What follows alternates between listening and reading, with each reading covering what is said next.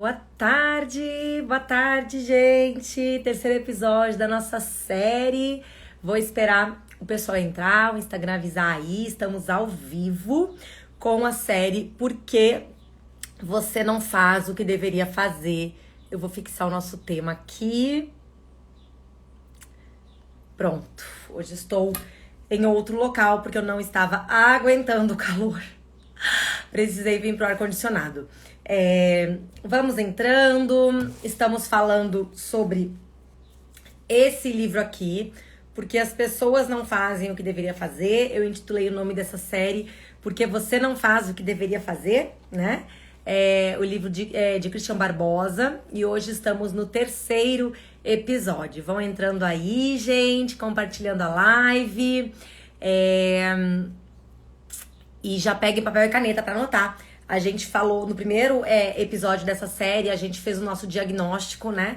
Para descobrir onde estávamos, qual quadrante a gente está na matriz da vida, falando sobre resultado e equilíbrio, né? Duas coisas que parecem ser paradoxas, mas o objetivo é ter os dois, né? Tanto resultados na vida, quanto ter equilíbrio, ter qualidade de vida aí. Então, a gente pode pensar em resultados daquilo que a gente tem, né? Aquilo que eu conquisto, padrão de vida, digamos assim, e equilíbrio, aquilo que eu sou, né? Qualidade de vida. Então, são essas duas grandes palavras que a gente tá vendo aqui nessa série. Gente, vamos entrando. Aqui tá muito quente, acredito que na cidade de vocês também, né? Tirando o Rio Grande do Sul.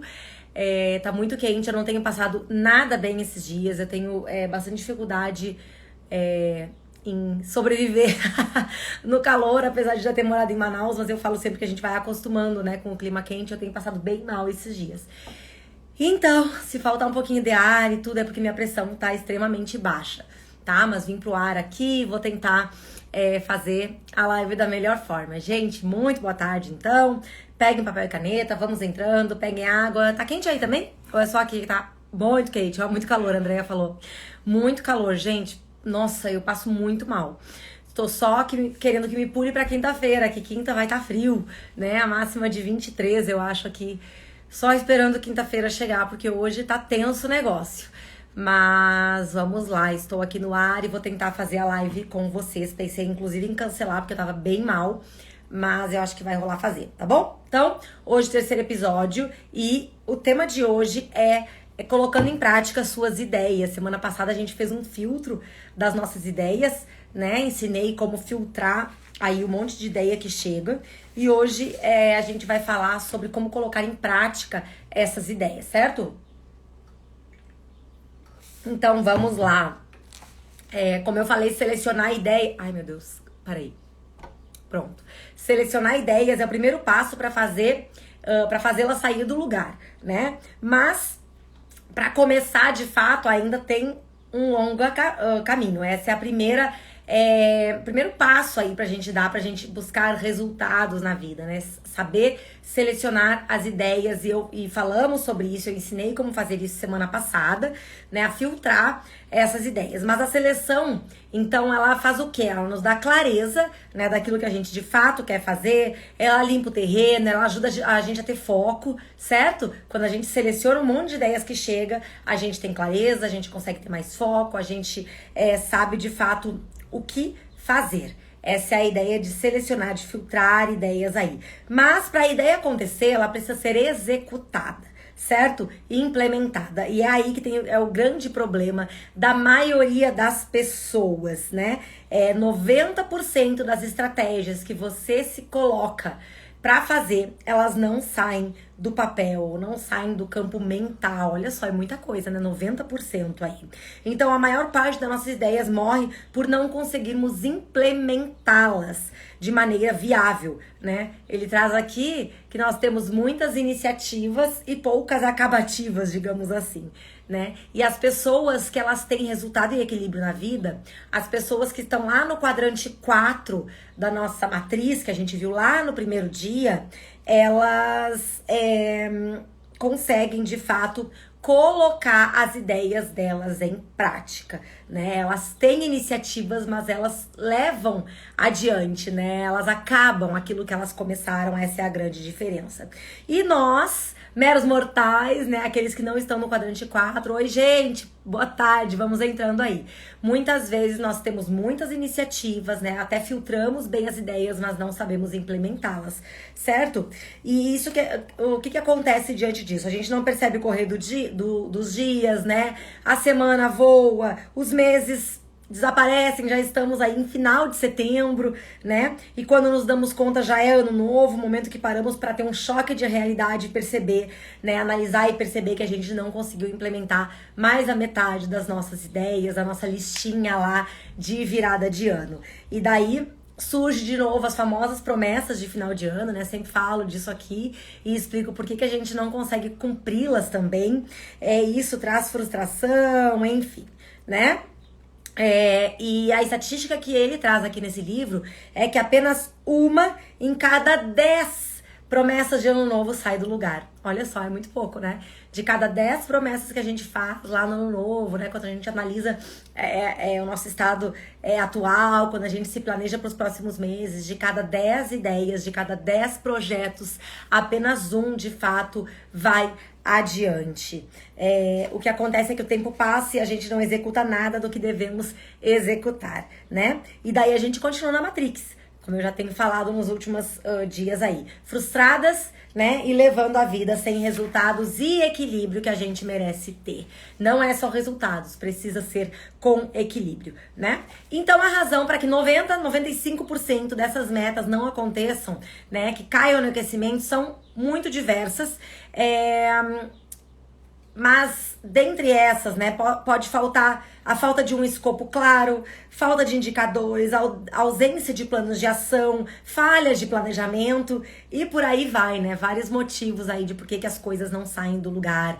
Aprender a executar ideias é um desafio no qual a verdadeira ciência da administração do tempo, que é o grande foco aqui desse Instagram, né, vai ajudar. É o que pode, de fato, ajudar a você conseguir colocar uma ideia em prática, né? Então, como é que a gente faz essa seleção e a capacidade de execução das nossas ideias? Falei semana passada um pouquinho sobre a seleção, né? Mas lembrando que não dá pra fazer tudo que a gente quer ao mesmo tempo, né? Nossa, tive 10 ideias aqui, 10 metas e vou começá-las todas juntas. Não vai dar certo, né? Não vai dar certo porque você precisa de foco pra colocar uma ideia em andamento, né? Os segredos das pessoas que realizam e vivem no conjunto 4, lá no quadrante 4, né? De bons resultados, altos resultados e alto equilíbrio é o conjunto da sua capacidade de selecionar e executar ideias em determinados períodos de tempo. Então a gente não vai executar todas as ideias juntas, a gente vai executar determinada ideia em determinado período de tempo. E saber fazer essa seleção e fazer esse planejamento é o sucesso aí para que as ideias de fato saiam do papel, né? Saiam do campo mental. Então, os princípios que fazem essas ideias serem executadas, vão anotando, tá, gente? Porque é um monte de coisa aí. Tomar água, senão não vou aguentar. Primeiro, lembrando que ninguém executa uma ideia da noite pro dia, tá?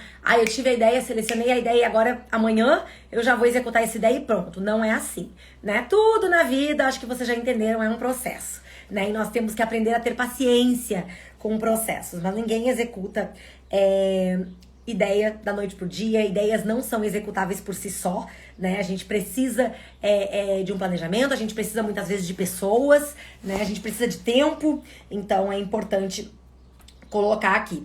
E qual é a grande dificuldade das pessoas? A grande maioria das pessoas tem muita dificuldade em estabelecer os próximos passos. E assim as ideias não saem do lugar. Você sabe qual é a ideia que você teve, você selecionou a ideia, mas você não consegue estabelecer qual o próximo passo, e depois desse, qual será o próximo, e depois do próximo, qual o próximo. Certo? A gente não foi treinado a fazer isso. Então, ideias, elas são conjunto de tarefas com o mesmo objetivo, né? Você não executa ideias, você executa as tarefas que estão implícitas, né, ocultas aí dentro dessas ideias. Então, executar ideias nada mais é do que executar tarefas que vão fazer aquelas ideias caminharem, né, andarem, começarem de fato a ser implementadas, certo? E tarefas são atividades que compõem o uso do seu tempo. Então, se você perde o seu tempo no celular, se você perde o seu tempo com coisas insignificantes, com coisas que você não tem controle nenhum, com coisas que não vão te levar a lugar nenhum, você não vai conseguir usá-lo, né, com sabedoria e prudência aí para executar as tarefas que estão implícitas dentro da sua ideia. Tá fazendo sentido, gente? É bastante coisa, né?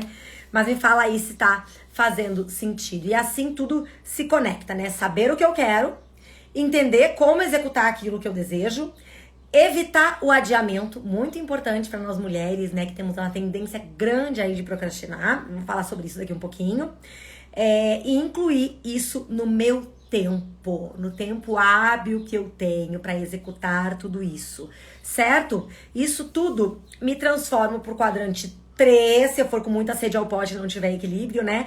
Ou pro quadrante 4, se eu aprender a fazer uma boa gestão aí do meu tempo para executar essas ideias e que a gente quer aqui aí pro quadrante 4, né? Ter bons resultados, altos resultados na nossa vida, porém também ter um alto equilíbrio, né? Cuidar aí da nossa qualidade de vida, da nossa saúde, dos nossos relacionamentos, certo?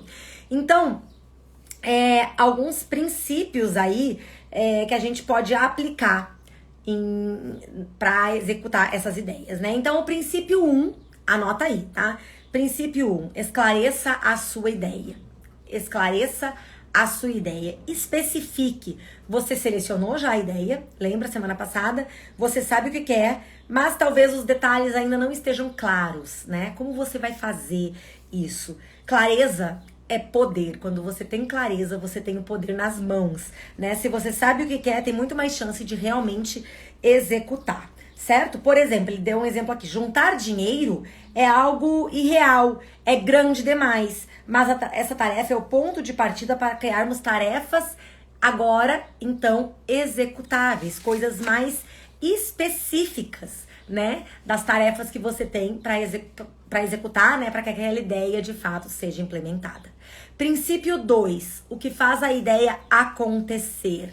E ele fala aqui que a maior parte das ideias são multi-ideias, né? Elas dependem de uma série de passos para fazer a coisa acontecer. Elas não são auto-executáveis. Eu tive a ideia, amanhã eu faço um instalar de dedos e o negócio se executa sozinho, né? Não, são multi-ideias e depende de uma série de passos. Esta, sem dúvida, é a parte mais difícil do processo de fazer o resultado aparecer, né? Então, o que faz acontecer? O princípio é o mesmo, seja na vida profissional, seja na vida pessoal, né?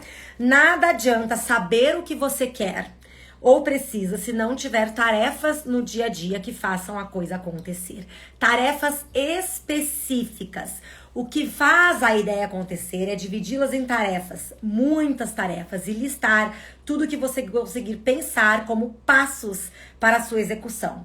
Algumas pessoas conseguem fazer isso com muita facilidade, para outras é muito mais difícil, às vezes acabam sendo bloqueadas aí porque não tem o hábito, né, de fazer isso. Mas é como se fosse uma receita de bolo.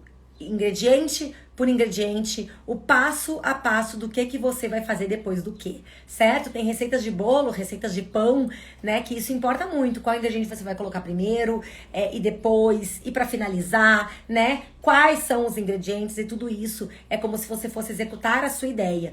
Quais as tarefas que eu vou fazer, qual que eu vou executar primeiro, é uma receita de bolo, né? É o como fazer a ideia acontecer.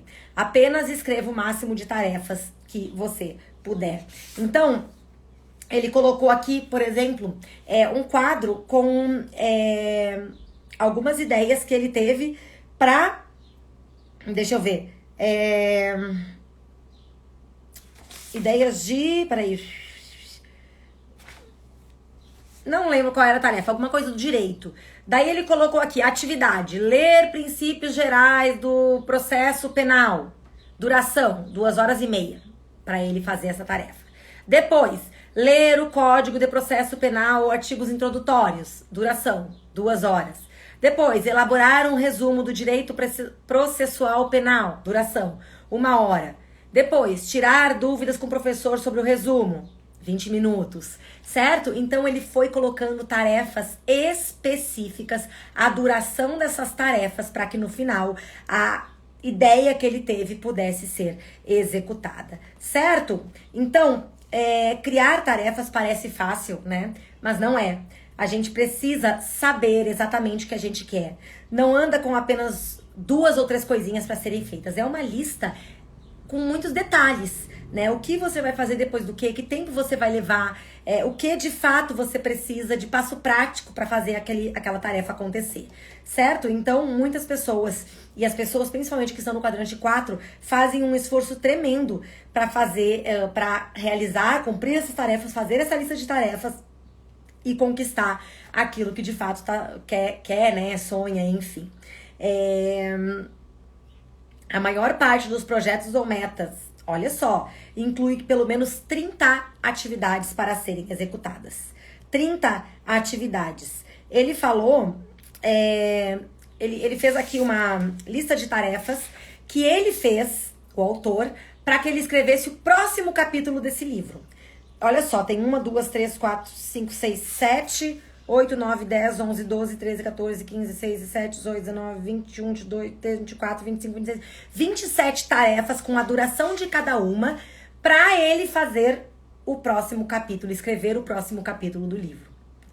Pensa, né? Então ele colocou, procurar na internet, fazer uma lista de 10 livros sobre procrastinação, fazer um mapa mental sobre procrastinação, ele colocou a data que ele ia fazer, ó aqui, e o tempo que ele ia levar de cada coisa. A tarefa, a data e o tempo. Vocês conseguem perceber? Aqui continua a lista, ó. A tarefa, a data e o tempo. Isso só para a ideia que ele teve do próximo capítulo. Imagina você com um grande projeto aí na vida, o quanto você não tem que fazer isso aqui de forma muito específica, ok? Então você pode dividir a sua ideia em pequenos passos para você saber o que vai fazer depois do que, com datas, né, já a cumprir isso e duração, né, do tempo que você quer levar para fazer aquilo ali. Princípio 3. Tarefas contempláveis e executáveis. Qual é a diferença disso? Tarefas contempláveis são aquelas tarefas vagas e amplas que, mesmo sabendo o que significam, tendemos a contemplar ao invés de executarmos. E tarefas executáveis são aquelas tarefas bem específicas de curta duração que de fato podem ser executadas e que nos permitem ver a ação. Muitas vezes nós pensamos macro demais, né? Pensamos em coisas contempláveis, mas mas o que executamos é apenas micro. Só executamos aquelas tarefinhas diárias de dia a dia no automático, certo? E a gente deixa de fazer tarefas mais maiores, né? No macro mesmo. Então, por exemplo, ele colocou aqui, deixa eu ver, juntar dinheiro. Eu vou só ler aqui bem rapidinho para vocês entenderem, tá? Juntar dinheiro. Imagina que você colocou na sua próxima segunda-feira a tarefa juntar dinheiro. No meio de todas as outras coisas, o que você tem... no meio de todas as outras coisas que você tem que fazer. Além de tudo que você já faz, você colocou lá juntar dinheiro. O que vai acontecer no fim do dia? Nada. Você consegue se imaginar juntando dinheiro? Eu posso imaginar o tio Patinhas refestelando-se em suas moedas de ouro naquela piscina em que ele costumava nadar. Tio Patinhas, gente, só pra quem é velho aqui, né? Juntar dinheiro é o exemplo mais comum de tarefa contemplativa, porque é muito ampla. Eu quero juntar dinheiro, certo? É muito ampla, é uma tarefa contemplativa, que não vai sair do lugar. Juntar dinheiro é irreal, é grande demais, mas essa tarefa é o ponto de partida para criarmos tarefas verdadeiramente executáveis. O que você precisa para juntar dinheiro? Primeiro, você precisa abrir uma conta corrente, depois depositar uma quantia estipulada todo dia 5 de cada mês. Por último, escolher uma aplicação financeira para que o dinheiro guardado possa render. Reparou? Juntar dinheiro se transformou em 3 tarefas executáveis de fato, né? Se fosse aumentar a renda, talvez você tivesse que colocar passos práticos do trabalho que você vai fazer para aumentar a sua renda, certo? Então, aquela ideia maior vai se transformar em tarefas executáveis e não contemplativas, ok? Então, faça uma revisão na sua lista aí e veja o que é realmente executável e o que precisa ser mudado. Não se iluda. Enquanto você fica contemplando, o outro, né, a outra pessoa está executando. Então, cuida para que na sua lista de tarefas não tenha tarefas contempláveis só, né? Mas que tenham tarefas executáveis para você chegar naquela tarefa grande demais, naquela ideia grande demais, certo? Guarde e monitore as suas ideias. Para a coisa realmente andar, é preciso ter essas ideias perto de você o tempo todo e em todo lugar, né? Se ficarem longe de você, você entra na correria do dia a dia e você vai esquecendo das ideias que você teve, das tarefas que você precisa fazer. Além disso, essas tarefas precisam ser planejadas em conjunto com a sua semana. Não adianta você fazer um planejamento de tarefas executáveis, mas você não ter o tempo hábil para aquilo, ou o tempo que você colocou não encaixa com as suas tarefas do dia a dia, não adianta nada, né? Então, ele fez uma pesquisa aqui de quantas pessoas de 100% que tentam executar tarefas revisam essas tarefas, essas ideias, essas metas constantemente. Sabe qual é a porcentagem de pessoas que revisitam, né? Que revisam essas tarefas? 49% somente revisam constantemente suas metas. Olha que coisa incongruente, né? Elas param para pensar naquilo que querem, algumas até criam a sua lista de ações e depois simplesmente não olham mais. Não visitam essa lista, né? Gastam tempo à toa na esperança de que por mágica as tarefas sejam concluídas. E não vão ser, e daí chega o final do ano e você olha pro ano que passou e você não cumpriu nada daquilo que você se propôs, porque você não revisitou. Aliás, alunas que fizeram lá no final do ano suas metas, alunas ou até você que não é aluna, que estava aqui, que acompanhou comigo aquela série Planeje-se Comigo de início do ano, esse é o momento de revisitar, porque nós estamos no final de setembro, caminhando para os próximos, para os últimos meses do ano, e é momento de revisitar aquilo que você colocou lá no início do ano, que talvez você deixou o ano inteiro de lado. Certo, gente? Então, vamos lá. Por que as ideias não saem do lugar, então? A palavra que adia as suas tarefas, né, é procrastinação. E a gente conhece muito bem essa palavra, né? Procrastinação. 20% das pessoas hoje são procrastinadoras crônicas. E as outras 80% são procrastinadoras eventuais, certo? 20% das pessoas hoje são procrastinadoras crônicas. A procrastinação acontece na vida de todo mundo, tá? Sem exceção. Eu procrastino, tu procrastinas, né? Nós procrastinamos. Nós procrastinamos ao acordar, apertando o botão soneca, né? Quando ficamos com preguiça de lavar a louça, quando comemos porcarias, pois adiamos a ida ao mercado, né? Ou estamos com preguiça de cozinhar algo saudável, quando deixamos aquele e-mail chato para responder depois, quando largamos na prateleira aquele livro que compramos, mas ainda não conseguimos ler. A gente procrastina muito o tempo inteiro. Há quem fique enrolando até para ir no banheiro, né? Todo mundo procrastina pelo menos uma vez na vida. É da nossa natureza, ninguém é robô programado para fazer tudo perfeito o tempo inteiro. No trânsito, acompanhando tudo que a Miss está nos ensinando. Que bom! Qual é este livro? Esse aqui, ó. Porque as pessoas não fazem aquilo que deveriam fazer. Certo? Do Christian Barbosa. Então, todo mundo procrastina.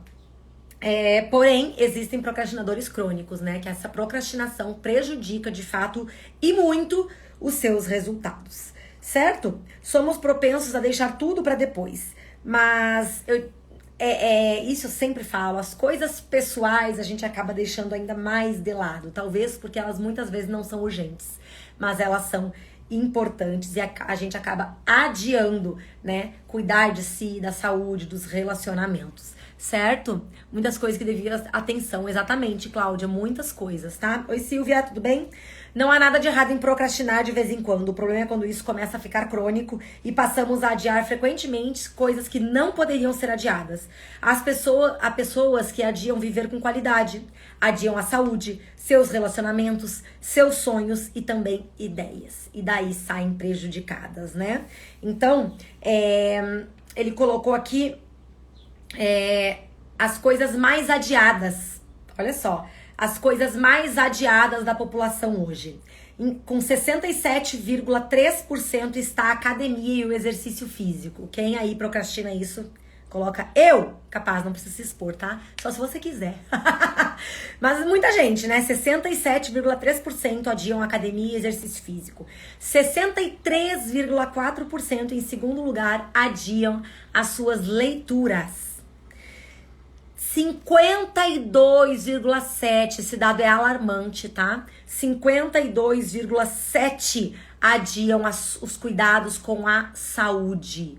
Não fazem check-up médico, não cuidam, não suplementam o que precisava suplementar, não cuidam de como você está, né?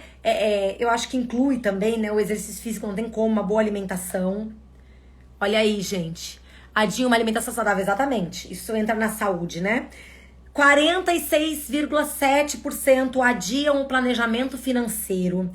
44,6% adiam mudanças pessoais. Tem preguiça ou medo do novo e adiam isso aí. 44,3% adiam uma escola de idiomas ou aprender um idioma novo. 38,4% adia cursos, faculdade, pós-graduação, MBA. 33,6% adiam fazer amigos, se relacionar.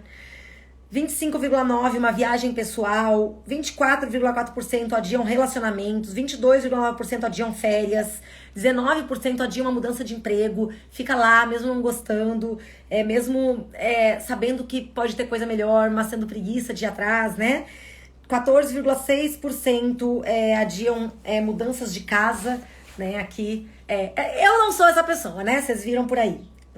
Mudei bem pouquinho nos últimos. E 6,3% adiam o casamento. Olha só. Oi, Rô! Que saudade! Muita coisa, né? E é uma parcela muito grande da população, em especial nos primeiros ali, é bem assustador, né? Academia, exercício físico, leitura, saúde e planejamento financeiro. Muito, muito, muito alta a porcentagem de quem adia isso. Adiar não é o pior dos mundos, o autor traz aqui. Não fique se culpando por isso. O problema é que adiar de forma constante, crônica, acaba tornando as pessoas infelizes, improdutivas, com a sensação de que estão perdendo algo. E estão, né? Não é só a sensação. A pessoa fica com baixa autoestima e insegurança. Procrastinadores são indivíduos mais propensos à depressão. Olha só. Procrastinar de vez em quando não mata ninguém, né? Tá tudo certo. Mas fazê-lo a toda hora pode literalmente atrasar a vida com resultados e equilíbrio. Então, bem forte nesses dados que ele traz aqui. Então, as pessoas não fazem o que deveriam fazer porque não conseguem. Porque elas sabem o que tem que fazer, mas não conseguem dar o próximo passo porque ficam adiando, esperando o momento ideal e nunca nada acontece, certo? E eu quero dizer que esse momento ideal provavelmente não vai chegar, ok? Porque não existe momento ideal, né? Eu lembro que logo quando eu era mais nova, quando eu engravidei da Lara, eu era bem nova quando eu engravidei dela, muitas pessoas falavam, eu queria ter filho, mas eu vou esperar quando a gente estiver no momento ideal, assim. E eu dizia, não vai existir esse momento ideal. Não existe momento ideal para ter filho, né? Claro, não, eu vou ter no meio de um tratamento. Não, mas assim, não vai estar tudo perfeito para você ter um filho, por exemplo. Assim como não vai estar tudo perfeito para você voltar a estudar. Assim como não vai estar tudo o tempo colaborando da melhor maneira possível para você voltar a fazer exercício físico, né? Não existe momento ideal para nada. Você tem que simplesmente se programar, se planejar e dar o próximo passo, certo? E aqui algumas coisas, certo? Alguns fatores que podem estar impedindo suas ideias de sair do lugar. Primeiro, falta de tempo. Quero nem comentar sobre isso, né, gente? Falta de tempo. Existe falta de tempo? Coloca aí pra mim. Existe falta de tempo? Mas vamos lá. A maioria das desculpas é, não tenho tempo, né? Não deu tempo de eu ir hoje na academia, né? Tempo é sempre pano de fundo para uma boa parte das pessoas que adiam suas atividades e para algumas de fato é um problema. Pessoas que trabalham o dia inteiro, às vezes 12 horas durante o dia, pode ser de fato que o tempo fique apertado, certo?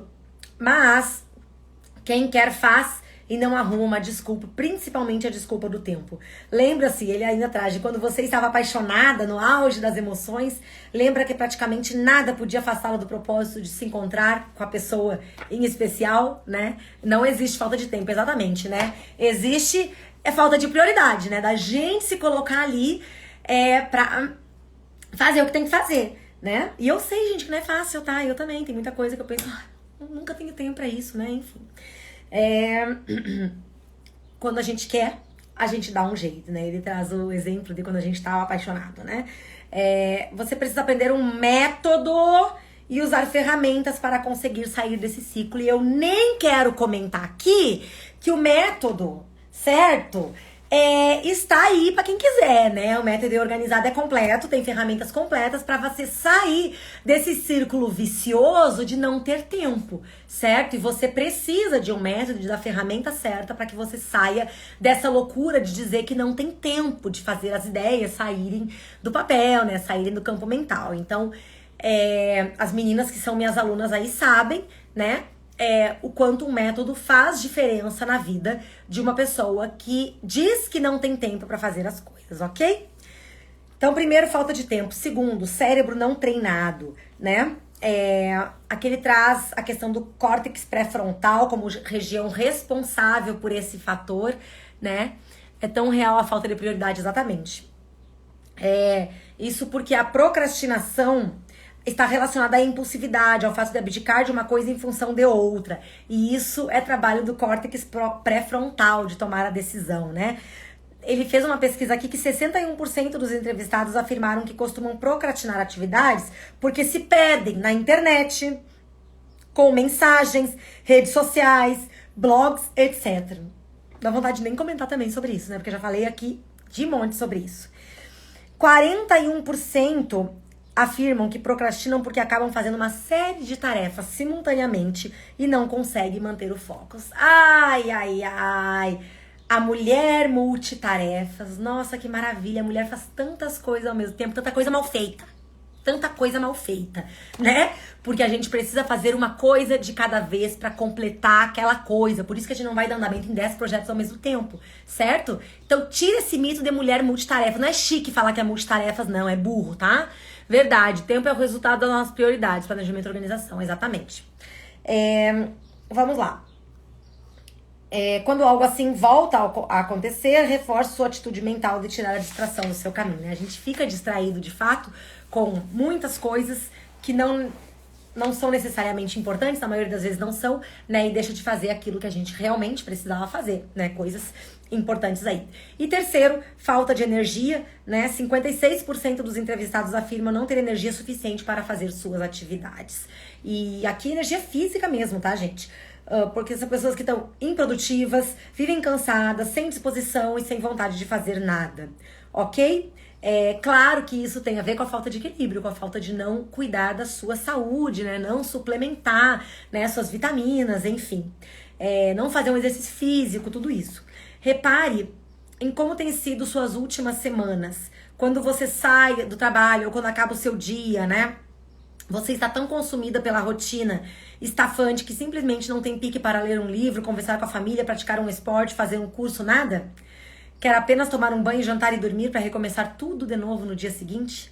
A energia pessoal é gerada por diversos fatores que incluem alimentação, saúde, já falei, né? Qualidade de sono, qualidade dos relacionamentos, fé, entre outras coisas. Então, você precisa cuidar da sua energia física para que você tenha disposição de colocar as coisas de fato em prática, né? Desculpa saindo porque cheguei do atendimento. Beijo, depois olha gravado. E quarto, medos, né? Todos nós temos medos de algumas coisas. O problema é que para muitas pessoas o medo, em vez de ser um propulsor, né? Ser um propulsor da necessidade de um planejamento, da preparação, torna-se paralisante, né? Quando o medo paralisa. Então, algumas pessoas têm medo do fracasso, outras pessoas têm medo do desconhecido, né? Então, nem vou colocar isso em prática porque não sei como é que vai ser.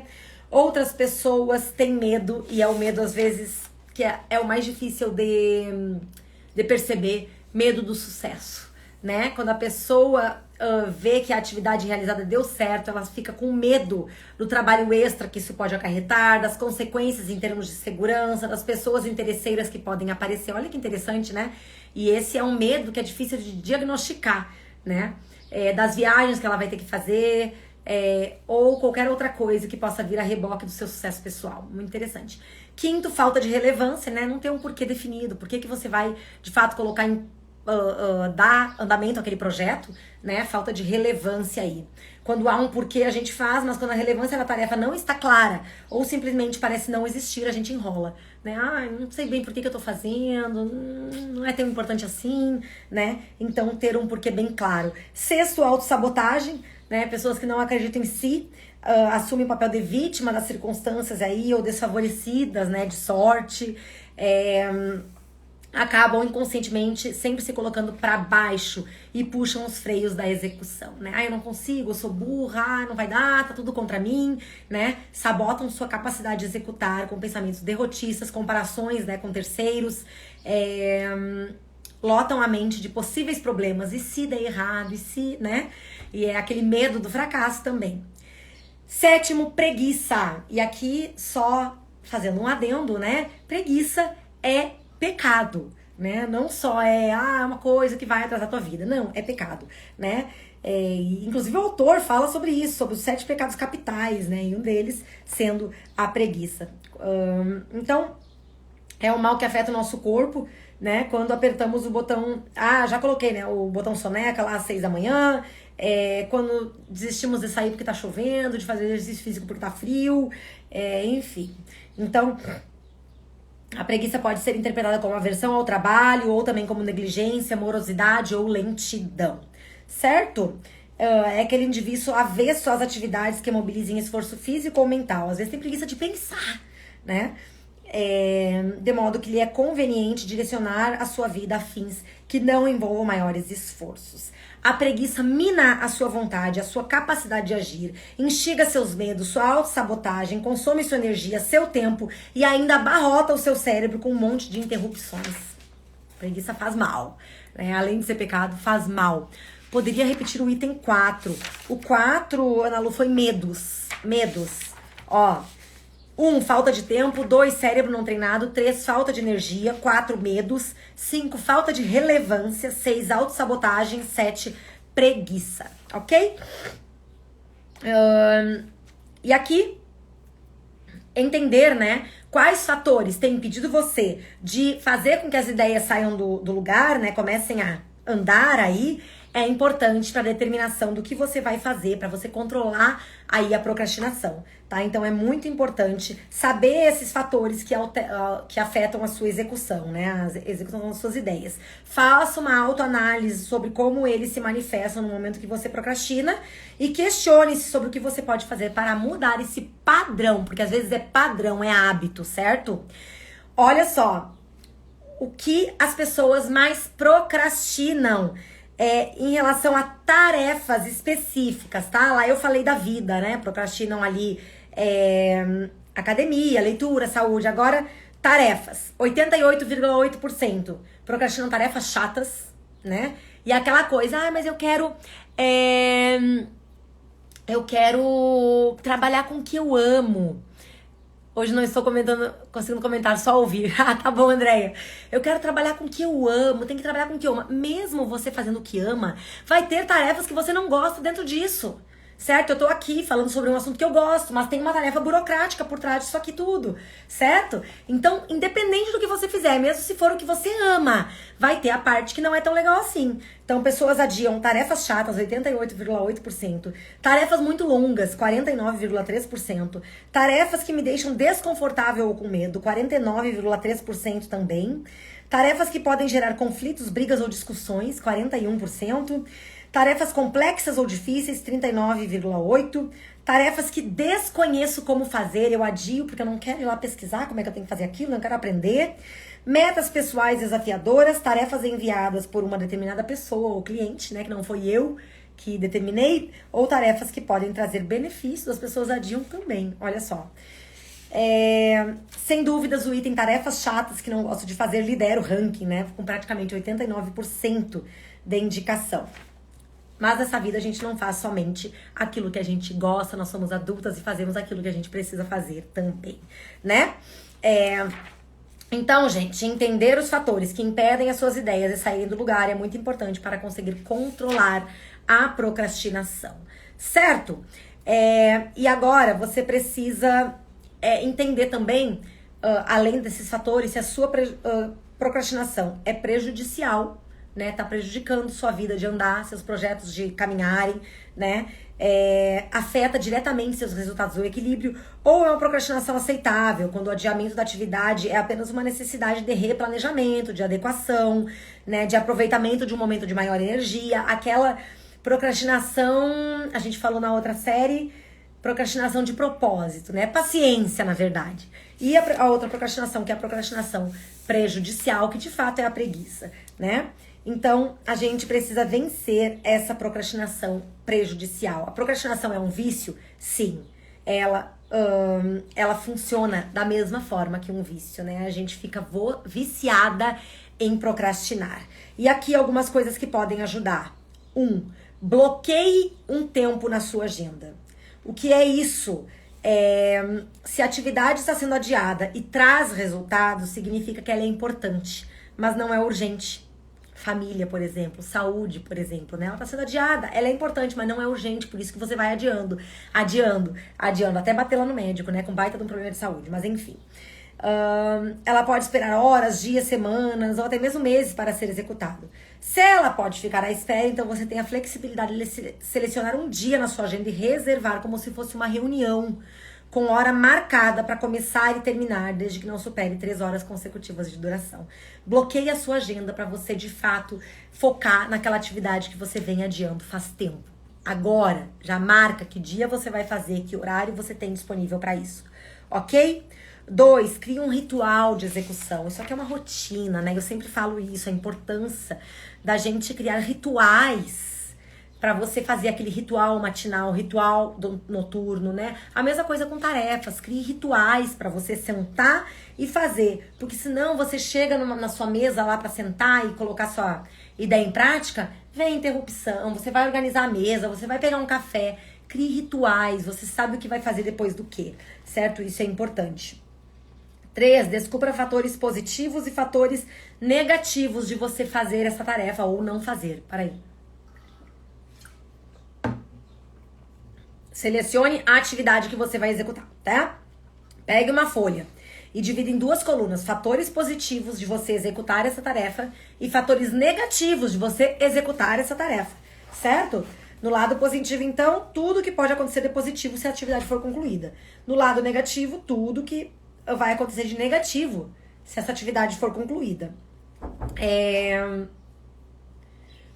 Desculpa, se essa atividade não for concluída, né? E você vai pesar essa lista e ver o que vale a pena você colocar em prática aí, ok? Ou porque quer algo pronto, né? Ou porque quer evitar problemas se aquilo não for feito. Você vai olhar para essa lista e pesar ela aí. 4, execute pequenas atividades. Quando a gente tem metas muito grandes ou atividades muito enormes, a gente desiste, né? A Aninha tá com trabalho para entregar em dezembro, e é um trabalho que para ela é grande, né? Então, todos os dias a gente senta e faz um pedacinho, né? Escreve um pouquinho mais, lê um pouquinho mais, faz marcação. Porque se ela for pensar no tanto de trabalho que ela tem, ela vai desmotivar, ela não vai querer fazer. Então, a gente dividiu em pequenas tarefinhas diárias, né? E assim tem que acontecer com a gente quando a gente tá diante de um projeto também.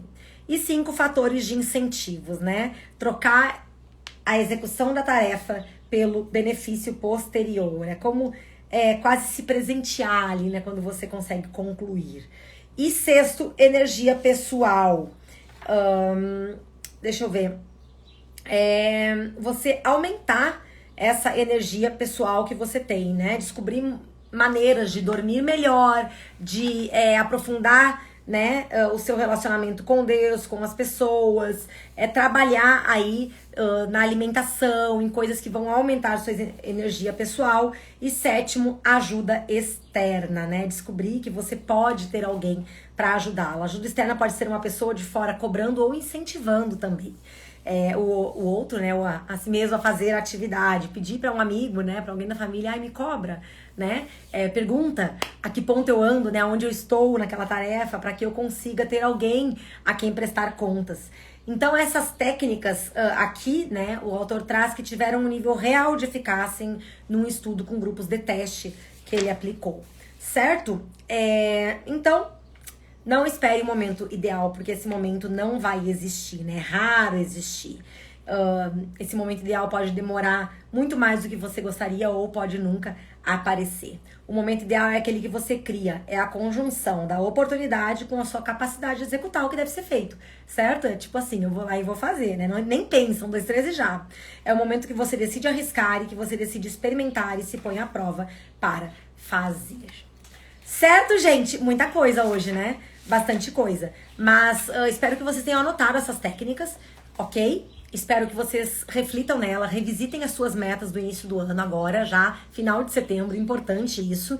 E semana que vem a gente vai falar sobre pessoas que alcançaram o resultado e equilíbrio e fazer a conclusão e a aprendizagem pessoal de tudo que a gente falou aqui durante essa série, certo? 4º e último episódio, então, semana que vem. Eu espero que vocês estejam comigo para finalizar, porque vai ser bem importante quem conseguir trazer todo esse aprendizado para a prática, né? Vai ter bons resultados aí com equilíbrio, que é a ideia. Tá bom, gente? Lembrando que eu tenho vagas de mentoria abertas, tá? E também o curso Organize Sua Casa Agora está com as vagas abertas, certo? O método não. Para quem já tem o método, esse curso está lá dentro. Então, as minhas alunas sempre são privilegiadas porque elas sempre têm tudo para elas lá. Mas o curso Organize Sua Casa Agora está com as vagas abertas. É um curso muito simples, muito prático de como organizar a sua casa em 4 passos e mantê-la organizada, ok? Foi menos que a semana passada. Ai, meu Deus. É isso, gente. Grande beijo, ótimo restinho de terça-feira. Estou só por quinta, quando vai esfriar um pouquinho. E terça-feira que vem a gente volta então com o 4º episódio, falando sobre toda a aprendizagem que a gente teve aqui. Oi, Tibi, não vi que tu estava aí. Beijo, Deus abençoe vocês.